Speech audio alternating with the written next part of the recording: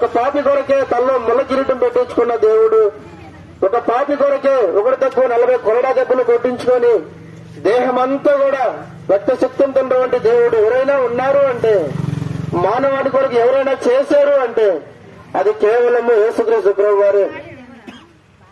చాలా మంది అంటా ఉంటారు, ఆయన ఎందుకు శిలువలో మరణించాలి, ఆయన ఎందుకంటే శిలువలో చచ్చిపోవాల్సింది, ఆయన దేవుడైతే అక్కడి నుంచి విడిపించుకోవచ్చు కదా అని చాలా మంది అంటారు. లేదండి, పరిశుద్ధమైన బైబిల్ గ్రంథంలో ఈ రీతిగా ఉంది.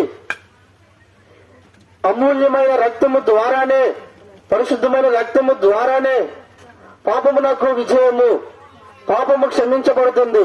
దేని ద్వారా? యేసు ప్రభు యొక్క రక్తము ద్వారా. ఏ రక్తము కూడా పాపమును తీసివేయలేదు.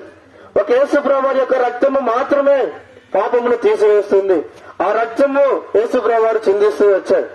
ఆ రక్తము శిలువలో ఆయన చిందిస్తూ వచ్చాడు. సర్వ మానవాళి పాపము కొరకే ఆయన శిలువలో మరణిస్తూ వచ్చాడు. 3వ దినాన మృత్యుండే తిరిగి లేచిన దేవుడు ఎవరైనా ఉన్నారు అంటే యేసు ప్రభు. 3వ దినాన